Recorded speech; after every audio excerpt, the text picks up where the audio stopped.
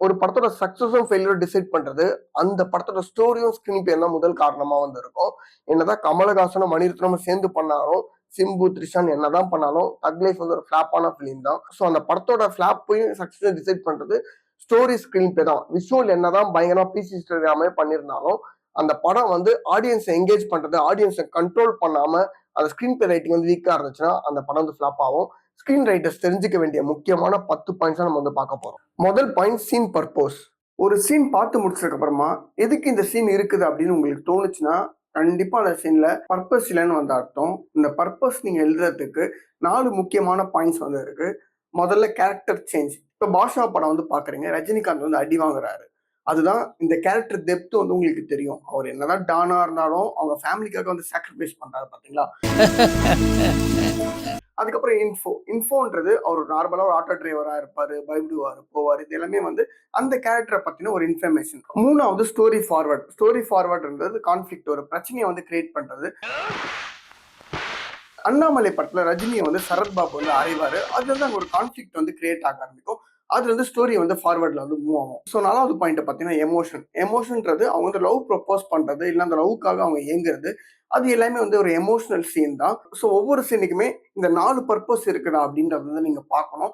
இந்த 4 பர்பஸும் இல்லைன்னா அந்த சீனை வந்து தாராளமா வந்து டெல் பண்ணிடலாம். விஷுவலா பயங்கரமா அழகா இருக்குன்றதுக்காக நீங்க அந்த சீனை வந்து வைக்க முடியாது.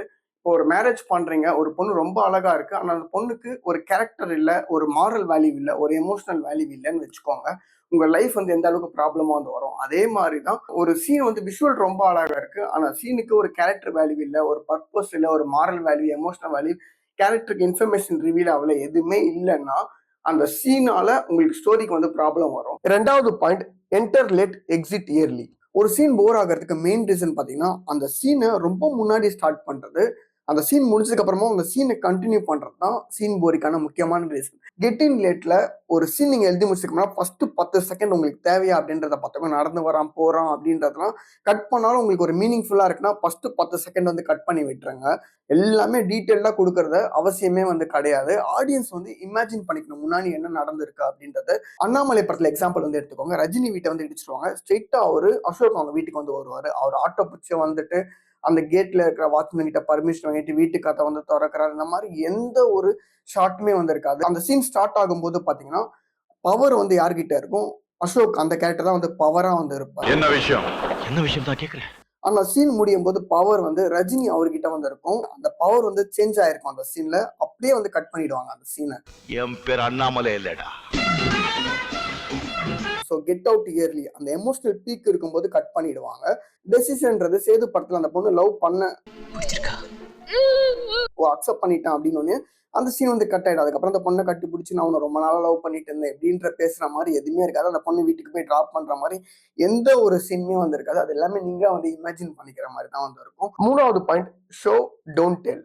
டைலாக்ஸ் மூலியமா ஒரு கதையும் ஒரு சீனையும் புரிய வைக்காம அந்த கதாபாத்திரத்தோட ஆக்ஷன் மூலியமா, அதாவது விஷுவல் மூலியமா புரிய வச்சீங்கன்னா அதுதான் ஷோ டோன்ட் டெல். சினிமான்றது ஒரு மூமெண்ட் அப்படின்றது தான் அதோட மீனிங். சோ நீங்க விஷுவலா ஒரு விஷயத்த புரிய வச்சீங்கன்னா அதுதான் உங்களுக்கு ஆர்ட் வந்து கிரியேட் ஆகும். மாமா கோவம் வந்துருச்சு. ஒருத்தவன் கோவத்துல இருக்கிறான் அப்படின்னு நம்ம சொன்னோம்னா அது டைலாக். ஒருத்தவன் கோவத்துல இருக்கான், டேபிள வந்து உடைக்கிறான், இல்ல கையை முறுக்கிறான் அப்படின்னு நினைச்சீங்கன்னா அதுதான் வந்து விஷுவல். அதுதான் வந்து அந்த கேரக்டரோட ஆக்ஷன். இப்ப எக்ஸாம்பிள் பாஷா படத்துல ரஜினியை வந்து கட்டி வச்சு வந்து அடிப்பாங்க. ரஜினி வந்து அவங்க ஃபேமிலிக்காக வந்து அடி வாங்குவாரு. ரஜினி ஒரு பெரிய டான், அவங்க ஃபேமிலிக்காக அடி வாங்குறாரு. அவர் அந்த வயலன்ஸை வந்து அவாய்ட் பண்றாரு. இது எல்லாமே வந்து விஷுவலா நம்மளுக்கு வந்து தெரியும், நம்மளுக்கு வந்து புரியும் விஷுவலா அந்த படம் பார்க்கும் போதே. இதுவே அதே சீனியே ஆனந்த்ராஜ் கிட்ட வந்து ரஜினி வந்து சொல்றாருன்னு வச்சுக்கோங்க, நான் ஒரு பெரிய டான், என்னோட ஃபேமிலிக்காக நான் அடி வாங்குறேன், நீ அடிச்சுக்கோ, நான் வந்து தாங்கிக்கிறேன் அப்படின்னு ரஜினி சொன்னார்னா அந்த சீன் வந்து எப்படி இருந்திருக்குன்னு பாருங்க. ஸோ விஷுவலா நம்மளுக்கு அது புரியுற மாதிரி அந்த சீன் வந்து இருக்கிறதால தான் அது ஒரு மெமரபிள் சீனா வந்து இருக்கு. டைலாக்ஸ் மூலியமா நம்ம புரிய வச்சோம்னா அந்த சீன் வந்து வீக்கா இருக்குன்னு அர்த்தம். விஷுவல் மூலியமா அந்த சீன் நம்மளால புரிய வைக்க முடியும் அப்படின்னு நினைச்சோம்னா அந்த சீன் வந்து ஸ்ட்ராங்கா இருக்குன்னு அர்த்தம். விஷுவலால புரிய வைக்க முடியாத நம்ம டைலாக்ஸால வந்து புரிய வைக்கலாம். விஷுவலால புரிய வைக்கிறத நம்ம டைலாக்ஸால புரிய வைக்க கூடாது. ஷோ டோன்ட் டெல்லோட மீனிங் என்னன்னா விஷுவலா சொல்லுங்க, டைலாக்ஸா சொல்லாதீங்க. 4வது பாயிண்ட் சீன் கோல். இந்த சீனோட கோலுக்கு முக்கியமா இருக்கிற 3 பாயிண்ட்ஸ் என்னன்னா கேரக்டரோட கோல், அந்த கோலுக்கு தேவைப்படுற நீடு, அதுக்கப்புறம் கான்ஃபிளிக்ட், அதுக்கப்புறம் பாஸ் ஆர் ஃபெயில். எக்ஸாம்பிள் பாஷா படத்துல அவரோட தம்பி போலீஸ் வேலைக்கு வெரிஃபிகேஷனுக்காக ரஜினிகாந்த் வந்து போவாரு. அவரோட கோல் அப்ப என்னவா இருக்கும்னு பாத்தீங்கன்னா, அந்த வயலன்ஸ்லாம் அவாய்ட் பண்ணிட்டு அவங்க தம்பி தங்கச்சி எல்லாத்தையும் வந்து படிக்க வைக்கணும், ஒரு நார்மல் பீஸ்ஃபுல் லைஃப் வாழணும்ன்றதுதான் அந்த கேரக்டரோட கோல். கான்ஃபிளிக்ட்ன்றது அவரோட பழைய வயலன்ஸான வாழ்க்கையை ரிமெம்பர் பண்ணுவாங்க அந்த இடத்துல. இந்த இடத்துல கான்ஃபிளிக்ட் கிரியேட் ஆனதுக்கு அப்புறம் கூட அந்த வயலன்ஸ் அவாய்ட் பண்ணிட்டு அந்த பாஷான்ற கேரக்டர் அந்த இடத்த விட்டு போவாங்க. ஆடியன்ஸ்க்கு எல்லாருக்குமே வந்து தெரியும் அவர் பெரிய டான் எல்லாமே வந்து. பட் அந்த இடத்துல வயலன்ஸ் அவாய்ட் பண்ணிட்டு போறது தான் இந்த கேரக்டரோட கோல். இந்த கேரக்டர் வந்து சக்சஸ் ஆயிருக்கும், அதான் பாஸ். இப்போ பருத்திவீரன் படத்தோட கிளைமேக்ஸ் வந்து எடுத்துக்கோங்க. அந்த கேரக்டரோட கோல் என்ன? அந்த கிளைமேக்ஸ்ல முத்தாவை கல்யாணம் பண்ணிட்டு ஒரு நார்மல் லைஃப் வாழணும் தான் அந்த கேரக்டரோட கோல். லாஸ்ட் சீன்ல அந்த கேரக்டர் வந்து உள்ள நுழையுது. கான்ஃபிளிக்ட் என்னவா இருந்திருக்கும்னா அந்த படத்துல அந்த கேரக்டரோட ஃபிளா தான், ரெஸ்பான்சிபிலிட்டியா வந்து அந்த கேரக்டர் வந்து இருந்திருக்காது, ஊதாரித்தனம் வந்து பண்ணிட்டு இருந்திருக்கும். அது மட்டும் இல்லாம இன்னொரு கான்ஃபிளிக்ட் என்ன இருக்குன்னா, கேஸ்ட் பிரச்சனைகளும் அது ஒரு கான்ஃபிளிக்டா வந்து இருக்குது. ஸோ இந்த கான்ஃபிளிக்டால இந்த கேரக்டரோட கோல் வந்து அழியப்படும். முத்தாளுக்கு வந்து கொலை பண்ணிடுவாங்க, இந்த கேரக்டர் வந்து இறந்து போயிடும். பருத்திவீரன்ற கேரக்டர் வந்து ஃபெயில் ஆயிருக்கும். ஸோ இந்த 3 இம்பார்ட்டன்டான பாயிண்ட்ஸ் வந்து இருக்கணும் ஒரு சீனோட கோலுக்கு, முக்கியமான பாயிண்ட்ஸ். 5வது பாயிண்ட் கான்ஃபிளிக்ட். கான்ஃபிளிக்ட்னா என்னன்னா, ஒரு கதாபாத்திரம் இல்லைன்னா அந்த கதைக்கு ஒரு இலக்கு இருக்கும், அந்த இலக்கை தடுக்கிறதுக்கு எல்லாமே வந்து கான்ஃபிளிக்ட் தான். எக்ஸாம்பிள் நீங்க ஈஸியா புரிஞ்சுக்கணும்னா, எக்ஸாம் எழுதி நல்ல மதிப்பெண் எடுக்கணும், நீங்க எக்ஸாம் ஹாலுக்கு போறீங்க. அப்போ அந்த ஆல் டிக்கெட் வந்து கொண்டு போகல. ஆல் டிக்கெட் கொண்டு போகணும்னு பிரின்சிபல் கிட்ட போறீங்க, டீச்சர் கிட்ட போறீங்க, உங்க வீட்டுக்கு ஃபோன் பண்ணி அந்த ஆல் டிக்கெட் கொண்டு வந்து கொடுக்குறாங்க. ஒரு 1/2 hour வந்து டிலே ஆகுது. மறுபடியும் வந்து நீங்க எக்ஸாம் எழுதுறீங்க. உங்களோட மைண்ட் செட் எல்லாமே வந்து சேஞ்ச் ஆயிருக்கும். அந்த தடை நடந்துச்சு பாத்தீங்களா, அந்த ஆல் டிக்கெட்டை மிஸ் பண்ணீங்கல்ல. ஸோ அதுதான் ஒரு கான்ஃபிளிக்ட். அந்த கான்ஃபிளிக்டால உங்களுக்கு அந்த எக்ஸாம் எழுதும் போது நார்மலா வந்து இருந்தீங்கன்னா ஒரு மைண்ட் செட் இருந்திருக்கும். இந்த மாதிரி ஆல் டிக்கெட்லாம் மிஸ் பண்ணிட்டு பிரின்சிபல்லாம் பார்த்துட்டு வரும்போது ஒரு மைண்ட் செட் இருக்கும். ஆனால் நீங்கள் எக்ஸாம் எழுதிருப்பீங்க, ஆனால் கண்டிப்பாக அங்கே ஒரு சேஞ்ச் நடந்திருக்கும் பார்த்தீங்களா. நார்மலாக வந்து எழுதுறதுக்கும் இந்த மாதிரி மிஸ் பண்ணி எழுதுறதுக்கும் அந்த சேஞ்ச் வந்து கிரியேட் பண்ணும், ஒரு ப்ரெஷரை இன்க்ரீஸ் பண்ணும். அதனால ஆடியன்ஸ் வந்து டென்ஷன் வந்து கிரியேட் ஆகும். ஆடியன்ஸ் ரொம்ப என்கேஜ் பண்ணி அந்த படத்தை வந்து பார்ப்பாங்க. இதுதான் வந்து கான்ஃபிளிக்ட். ஒரு கதையில நிறைய கான்ஃபிளிக்ட் வந்து இருக்கலாம், சீன் பை சீனும் கான்ஃபிளிக்ட் வந்து இருக்கணும். ஒரு காட்சி நீங்க எழுதிட்டீங்க, அந்த காட்சியில வர அந்த கதாபாத்திரங்கள் வராங்கன்னா அந்த கதாபாத்திரத்தோட நோக்கங்கள் வந்து உங்களுக்கு தெரியணும். இந்த நோக்கங்கள் தெரிஞ்சாலே உங்களுக்கு ஆட்டோமேட்டிக்கா கான்ஃபிளிக்ட் வந்து வந்துடும். இந்த எக்ஸாம் ஆளுக்கு எக்ஸாம் எழுத போறான்றது உங்களுக்கு தெரிஞ்சிச்சுனாலே ஆல் டிக்கெட் மிஸ் பண்ணிட்டான், பென்னு மிஸ் பண்ணிட்டான், நீங்க ஏகப்பட்ட தடைகள் வந்து போடுவீங்க. கான்ஃபிளிக்ட்ன்றது இப்போ நான் அந்த வீடியோ பண்ணணும்னு நினைக்கிறேன், பேட்டரி வந்து லோ ஆகுது, அதுதான் கான்ஃபிளிக்ட். ஸோ இந்த சீன் கான்ஃபிளிக்ட் எழுதுறதுக்கு முக்கியமான 4 பாயிண்ட்ஸ் வந்து உங்களுக்கு தேவை. அந்த சீனோட கோல் என்னன்னு வந்து உங்களுக்கு தெரியணும். இந்த கோலை ஸ்டாப் பண்றது யாரு, பர்சனா, சொசைட்டியா, இல்லைன்னா யாரு அப்படின்றது வந்து உங்களுக்கு தெரியணும். 2வது பாயிண்ட். 3வது பாயிண்ட், கான்ஃபிளிக்ட் வந்து கிளியரா இருக்கா அப்படின்றது வந்து பார்க்கணும். 4வது பாயிண்ட், அடுத்த சீனுக்கு வந்து லீடா இருக்குதா அப்படின்றத பார்க்கணும். இப்போ எக்ஸாம்பிள் பாஷா படத்துல ரஜினிகாந்தோட கோல் அவர் என்னவா இருக்கும்னு பார்த்தீங்கன்னா, ஒரு சீன்ல அவர் வந்து பீஸ்ஃபுல்லா அவங்க ஃபேமிலி கூட வந்து இருக்கணும்னு நினைப்பாரு. ஆனந்த்ராஜ் அந்த கேரக்டர் வந்து என்ன பண்ணியிருப்பாங்க, இவரோட ஃபேமிலியை வந்து அட்டாக் பண்ணுவாங்க. அப்போ அவரோட பீஸ்ஃபுல்லான லைஃப் வந்து கலைக்கப்பட்டு அவர் வயலன்ஸ் வந்து கையில வந்து எடுப்பார். அதுதான் கான்ஃபிளிக்டா வந்து இருக்கும். ஸோ ஆனந்த்ராஜ் தான் அந்த இடத்துல கான்ஃபிளிக்ட் வந்து கிரியேட் பண்றாரு, உங்களுக்கு ஈஸியா வந்து தெரிஞ்சிடும். 4வது பாயிண்ட், அடுத்த சீனை வந்து அது லீடாம வந்து இருக்கும். ஸோ இந்த 4 இம்பார்ட்டன்டான பாயிண்ட்ஸ் தான். கான்ஃபிளிக்ட்ன்றது சண்டைகள் மட்டும் இல்லை, நாம ஒரு விஷயம் ஆசைப்படுறத மற்றவங்க அது வந்து அப்போஸ் பண்ணாலே அது வந்து கான்ஃபிளிக்ட் தான். இந்த கான்ஃபிளிக்டே நிறைய டைப்ஸ் வந்து இருக்கு. முதல்ல என்னன்னா எக்கனாமிக்ன்றது அந்த குடும்பம் வந்து ஒரு நெருக்கடியில் இருக்குது. ஸோ அந்த மாதிரி இருக்காங்களா அப்படின்றத நீங்கள் ரெஜிஸ்டர் பண்ணணும். அதுக்கு அடுத்தது பொலிட்டிக்கல். அந்த பாலிடிக்ஸ்லாம் இருக்குல்ல, அவங்களால இவங்களுக்கு வந்து நெருக்கடிகள் வருது, அந்த பாலிடிக்ஸில் கொண்டு வர விஷயங்கள் ஆகட்டும். 3வது வந்து பயாலஜிக்கல். ஹெரிடிட்ரியாக ஒரு ப்ராப்ளம் வரல ஒரு கேரக்டர்ஸ்க்கு, அது நீங்கள் வந்து மென்ஷன் பண்ணணும். அது ஸ்டார்டிங்கில் இந்த ஸ்டோரி ஆஃப் கான்ஃபிளிக்ட் அவங்களுக்கு என்ன ப்ராப்ளம் வருது சொல்லுது. அடுத்தது ஐடியாலஜிக்கல். ஒவ்வொரு பர்சன் வந்து ஒவ்வொரு கோட்பாடில் இருப்பாங்க. இப்போ அன்னியன் படத்துலாம் பார்த்தீங்கன்னா விக்ரம் வந்து கரெக்டாக ஒரு ரூல்ஸ் ஒரு ரெகுலேஷன்லாம் வச்சிருப்பார், அதனால் அவருக்கு நெருக்கடிகள் வந்து ஏற்படுதில்லை. 5வது பாயிண்ட் வந்து என்வாயர்மெண்ட்டால் இந்த ஸ்டோரிக்கு வந்து நெருக்கடி வருதா. இன்டர்ஸ்டெல்லார் படம் பார்த்தீங்கன்னா அந்த என்வாயர்மெண்ட் ஃபுல்லாகவே அஃபெக்ட் ஆகிருக்கும், அழிய போகுது பூமி வந்து, அதனால அந்த ஸ்டோரி வந்து ஒரு கான்ஃபிளிக்ட் வருது. அடுத்தது 6வது பாயிண்ட் வந்து சொசைட்டி. யாராச்சும் ஒரு கொள்ளடிக்கிறாங்க, கற்பழிக்கிறாங்க, பாலியல் தொந்தரவு ஒருத்தவங்க பண்ணுறாங்க, இந்த மாதிரி சொசைட்டி சமூகத்தில் நடக்கிற ஒரு சில விஷயங்களால் உங்கள் கதைக்கு வந்து ஒரு கான்ஃபிளிக்ட் வருதா அப்படின்னு எழுதிக்கணும். 7வது வந்து சைக்காலஜிக்கல்ன்றது இந்த சொசைட்டியால் உங்களுக்கு பாதிக்கப்பட்டு சைக்காலஜிக்கலாக இந்த கேரக்டர்ஸ் நீங்கள் எழுதிருக்கீங்களா, அந்த கேரக்டர்ஸ்க்கு வந்து கான்ஃபிளிக்ட் வருதா அப்படின்ற மாதிரி எழுதிக்கணும். இன்னொரு கான்ஃபிளிக்ட்னா, நீங்கள் ஒரு கதாபாத்திரம் வடிவமைச்சிட்டீங்க, அந்த கதாபாத்திரத்துக்கு அவருக்குள்ளேயே நடக்கிற பிரச்சனைகளை பற்றி தான் இன்னொரு கான்ஃபிளிக்ட்டே சொல்லுவாங்க. எக்ஸாம்பிள், அவர் திங்க் பண்ணுறதை வச்சு அந்த கதாபாத்திரத்துக்கு ப்ராப்ளம் ஏற்படும். ரோபோட்ன்ற இந்தியன் படம் நீங்கள் ஞாபகம் வச்சுக்கோங்க, அதில் சிட்டியோட திங்கிங்கால் அங்கே வந்து ப்ராப்ளம் ஏற்படுது. நான் சிந்திக்க ஆரம்பிச்சிட்டேன். இதையும் படம் வச்சுக்கோங்க, அவருக்கு லவ் ஃபீலிங் ஏற்படுது, அதனால் அவரோட வாழ்க்கையே வந்து ப்ராப்ளமாக இருக்குது, அந்த ஸ்டோரி எங்கேஜிங்காக இருக்குது. இன்னொரு கான்ஃபிளிக்டில் அடுத்தது என்னென்னா நம்பகத்தன்மை, ஒருத்தவங்களை நம்பி ஏமாந்துருவாங்க. ஒரு கதாபாத்திரம் நீங்க வடிவமைக்கிறீங்க, அவங்க வந்து ஒருத்தவங்க நம்புவாங்க, அவங்கள வந்து இவங்க ஏமாத்திடுவாங்க. இப்போ கண்ணும் கண்ணும் கொள்ளையடித்தல் படத்துல ஹீரோ வந்து அந்த ஹீரோயினை வந்து நம்புவாரு, அவங்க வந்து ஏமாத்திட்டு போயிடுவாங்க. இன்னர் கான்ஃப்ளிக்ட், அந்த இன்னர் கான்ஃப்ளிக்ட்ல இந்த கதாபாத்திரம் நம்புனாங்களா, அவங்க ஏமாத்துறாங்க, அதனால இவங்களுக்கு ப்ராப்ளம் ஏற்படுது. டெசிஷன் மேக்கிங், இப்போ ஒரு கதாபாத்திரம் நீங்க உருவாக்குறீங்க, அவங்க ஒரு டெசிஷன் எடுக்கிறாங்க, அந்த டெசிஷன் தப்பா முடிஞ்சு அதுல ஒரு பிரச்சனை வருது பாத்தீங்களா? அது என்னென்ன எக்ஸாம்பிள், நல்ல ஃபிலிம் நாடோடிகள் படம் எடுத்துக்கோங்க. சசிகுமார் வந்து அவங்க ஃப்ரெண்ட்ஸுக்கு ஹெல்ப் பண்ணலாம் சொல்லிட்டு ஒரு டெசிஷன் எடுப்பாரு, அது தப்பான ஒரு டெசிஷன் எடுத்திருக்காருல, அதனால ஒரு வாழ்க்கை எல்லாமே மாறும், அந்த கேரக்டருக்கு எல்லாமே மாறும் பார்த்தீங்களா? இதுதான் இன்னர் கான்ஃப்ளிக்ட்ல இருக்க டெசிஷன் மேக்கிங். அடுத்தது இன்னர் கான்ஃப்ளிக்ட்ல தவறான நட்புல நம்ம பழகுவோம் பார்த்தீங்களா, அதனால நம்மளுக்கு ஏற்படும் பார்த்தீங்களா நெருக்கடிகள். இப்போ சித்திரம் பேசடி படத்துல நரேன் வந்து ஒரு வில்லன் கூட போய் ஜாயின் பண்ணிடுவார், தவறான நபர் கூட அவர் ஜாயின் பண்ணதால அவருக்கு லவ் பிரச்சனைகள்லாம் வருது, அதனால அவர் மேலே கெட்ட அபிப்பிராயங்கள் வர ஆரம்பிக்குது பார்த்தீங்களா? இது எல்லாமே இன்னர் கான்ஃப்ளிக்ட். அடுத்தது பர்சனல் கான்ஃப்ளிக்ட். இந்த பர்சனல் கான்ஃப்ளிக்ட்ன்றது இப்போ நீங்கள் கேரக்டர் வடிவமைச்சாலும் பர்சனல் லைஃப் ப்ரொஃபஷனல் லைஃப்னு பிரிப்பீங்களா, அதே மாதிரி பர்சனல் லைஃப்னா இந்த கேரக்டருக்கு இருக்க ஃப்ரெண்ட்ஸ் மூலியமா வர பிரச்சனைகள், ஃபேமிலி மூலியமா வர பிரச்சனைகள், ரிலேஷன் மூலியமா வர பிரச்சனைகள், அது மூலியமா வரும் பார்த்தீங்களா பிரச்சனைகள், இது எல்லாமே பர்சனல் கான்ஃப்ளிக்ட் இருக்க பிரச்சனைகள். ஒரு நல்ல ஃபேமிலி ட்ராமா படம் எல்லாமே இந்த பர்சனல் கான்ஃப்ளிக்ட்ல நடக்கும். அதாவது சூரிய வம்சம் படம் கூட பார்த்தீங்கன்னா அவங்க அப்பா பேச்சு ஒரு மதிக்க மாட்டார், அதனால பிரச்சனைகள் ஏற்படும். இப்போ தர்மதுரை படத்தில் அவங்க ஃபேமிலிக்குள்ளேயே வந்து அடிச்சுப்பாங்க. இந்த மாதிரி ஃபேமிலிக்குள்ளேயே நடக்கிற பிரச்சனைகள் எல்லாமே பர்சனல் கான்ஃப்ளிக்ட்ல வரும். அடுத்தது எக்ஸ்ட்ரா பர்சனல் கான்ஃப்ளிக்ட், அதாவது இப்போ நீங்கள் ஒர்க் பண்ணுறீங்க, அங்கே மேனேஜர் இருக்காங்க, அந்த மேனேஜரால் உங்களுக்கு வர பிரச்சனைகள், அந்த மாதிரியான வரும் பார்த்தீங்களா படத்தில். விஐபி 2 கூட எடுத்துக்கோங்க, மேனேஜரால் வர பிரச்சனைகள் தான் இவர் ஃபேஸ் பண்ணுவார் அந்த படத்தில். ஸோ அந்த மாதிரி இருக்கிற கான்ஃப்ளிக்ட் தான் எக்ஸ்ட்ரா பர்சனல் கான்ஃப்ளிக்ட். இல்லை எக்ஸாம்பிள் வந்து கத்தி படம் கூட எடுத்துக்கலாம். ஒரு கார்பரேட்டில் இருக்க பர்சனால இவருக்கு வந்து பிரச்சனைகள் வருது பார்த்தீங்கன்னா இந்த கதாபாத்திரத்துக்கு, அது எல்லாமே எக்ஸ்ட்ரா பர்சனல் கான்ஃப்ளிக்ட்ல வரும். ஆறாவது point character arc. Character arc என்னன்னா, ஒரு கதையை நீங்கள் எழுத ஆரம்பிக்கிறீங்க, அப்போ அந்த கதாபாத்திரம் இருக்கு, அந்த கதாபாத்திரத்தோட ஆரம்ப பயணம் அங்கிருந்து முடிகிற பயணம் வரைக்கும் அந்த கேரக்டர் வந்து சேஞ்ச் ஆயிருக்கணும். இப்போ எக்ஸாம்பிள் அண்ணாமலை படத்துல இல்லை பாஷா படத்துல எல்லாம் பார்த்தீங்கன்னா ஆட்டோக்காரராக இருப்பாரு, இன்னொரு படத்துல பால்காரராக வந்து இருப்பாரு. ஆனால் முடியும் போது அவர் ஒரு பெரிய டானா இருப்பார், இன்னொரு படத்துல ஒரு பெரிய பிசினஸ் மேனா வந்து இருப்பாரு. 96 படத்துல பார்த்தீங்கன்னா அவர் பயந்து பேசுறதுக்கு, அந்த பொண்ணு கூட பேசுறது ரொம்ப தயக்கமா இருப்பாரு. ஆனா படம் முடியும் போது அந்த பொண்ணு கிட்ட பேசி எல்லாமே முடிச்சு ஒரு சாட்டிஸ்ஃபேக்ஷன் வந்து அவருக்கு வந்து கிடைச்சிருக்கும். அவர் அந்த தோல்வியை வந்து அக்செப்ட் பண்ணியிருப்பாரு. ஸோ எமோஷனலா வந்து சேஞ்ச் ஆயிருப்பாரு. அது கூட கேரக்டர் ஆர்க்ல தான் இருக்கு. முதல்ல கேரக்டர் ஆர்க் எழுதுறதுக்கு நீங்க ஒரு 7 முக்கியமான பாயிண்ட்ஸ் வந்து ஞாபகம் வச்சுக்கோங்க.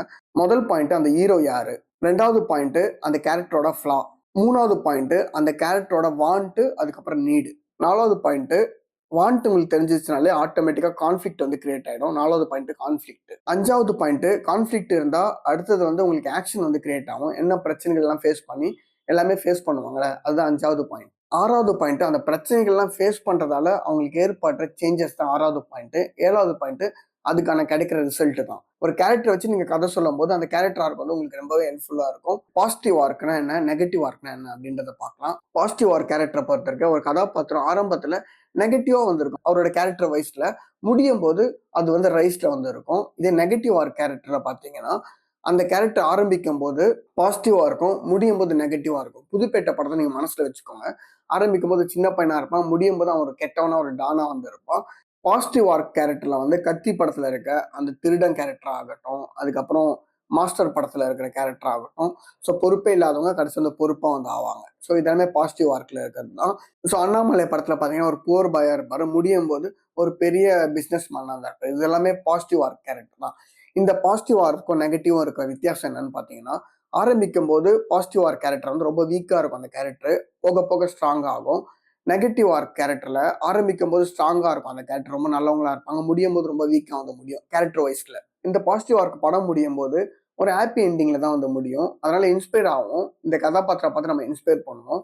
இதே இந்த நெகட்டிவ் ஆர்க்ல வந்து நம்ம டிஸ்டர்ப் ஆகும், ஏன் இந்த கதாபாத்திரம் வந்து இப்படி ஆயிடுச்சு அப்படின்னு வந்து யோசிக்க ஆரம்பிப்போம். ஸோ நெகட்டிவ் எண்டிங்கா முடியறதுக்கான சான்சஸ் இந்த நெகட்டிவ் ஆர்க்ல வந்து இருக்கு. ஃபிளாட் கேரக்டர்னா என்ன, நீங்க ஒரு கதை எழுதுறீங்க, அந்த கதையில ஒரு கதாபாத்திரம் எழுதுறீங்க, அதோட ஆரம்ப ஜர்னியும் அதோட முடிவு ஜர்னியும் அந்த கேரக்டர் வந்து எந்த சேஞ்சஸ் வந்து நடந்திருக்காது, அந்த கேரக்டர் மனசளவில் அதே மாதிரி தான் வந்து இருந்திருக்கும். இப்போ கைதி படத்துல பாத்தீங்கன்னா ஸ்டார்டிங்லேயே அவர் வந்து ஒரு பிரேவான ஆளா தான் வந்திருப்பாரு, முடியும் போது அதே மாதிரி தான் வந்து முடிஞ்சிருப்பாரு. படையப்பாலையும் ரஜினியோட கேரக்டரும் வந்து சேம் தான். ஸோ இப்படி கேரக்டர் சேஞ்சஸ் நடக்காம இருக்கும்போது அந்த கேரக்டர் மொக்கையான்னு கேட்டீங்கன்னா கண்டிப்பா அந்த மொக்க கிடையாது. ஃபிளாட் கேரக்டரால உங்களுக்கு என்ன பெனிஃபிட்னா, அந்த ஃபிளாட் கேரக்டரை சுத்தி இருக்கிற உலகம் வந்து சேஞ்ச் ஆகும், அவங்களோட சூழ்நிலைகள் வந்து சேஞ்ச் ஆகும். இப்ப கைதி படத்துல அந்த உலகம், அதாவது அவர் சுத்தி இருக்க அந்த போலீஸ்காரங்களுக்கு வந்து ஹெல்ப் பண்ணுவார், அந்த மாஃபியா கும்பல் வந்து அழிப்பாரு. படையப்பா படத்துல அவர் சுத்தி இருக்கிற அவங்க ஃபேமிலியை வந்து செட்டில் பண்ணுவாரு. அவங்க ஃபேமிலிக்கு ஏற்படுற நெருக்கடிகள் எல்லாத்தையும் வந்து கிளியர் பண்ணுவாரு. ஸோ அந்த வேர்ல்டு டோட்டலா வந்து சேஞ்ச் ஆயிருக்கும் அந்த படம் முடியும் போது. கேரக்டர் ஆர்க்குன்றது அந்த கேரக்டரோட இன்னர் ஜெர்னி அது வந்து சேஞ்ச் ஆயிருக்கும். ஃபிளாட் கேரக்டர்ன்றது அந்த கேரக்டரை சுத்தி இருக்கிற அந்த உலகம் வந்து சேஞ்ச் ஆயிருக்கும். ஃபிளாட் கேரக்டர்ன்றது ஒரு கதைக்கு முதல்ல ஒரு கதாபாத்திரத்தை இன்ட்ரோ பண்றீங்க. அந்த கதாபாத்திரம் இன்ட்ரோ பண்ணும்போது அவரு அந்த கோட்பாட்டுல உண்மையா தான் வந்து இருப்பாரு. அவரு ஒரு ஸ்ட்ராங் பிலீஃபா தான் இருப்பாரு. கதை முடியும் போதும் அதே ஒரு பிலீஃப்ல தான் இருப்பாரு. ஆனா அவர் சுத்தி இருக்கிற உலகங்கள் வந்து சேஞ்ச் ஆயிருக்கும். அதான் ஃபிளாட் கேரக்டர். இன்ஜின் 2 படத்துல கமல் வந்து ஆரம்பத்துல எப்படி இருந்தாரோ அதே முடியும் போது அதே கேரக்டர் தான் இருப்பாரு. ஆனா சுத்தி இருக்கிற வேர்ல்டு வந்து சேஞ்ச் ஆயிருக்காது. எந்த ஒரு சொல்யூஷனும் வந்து கிடைச்சிருக்காது. அப்படி இருக்கும்போது அந்த படம் வந்து ஃபிளாப் ஆயிடும். 7வது point setup and pay of.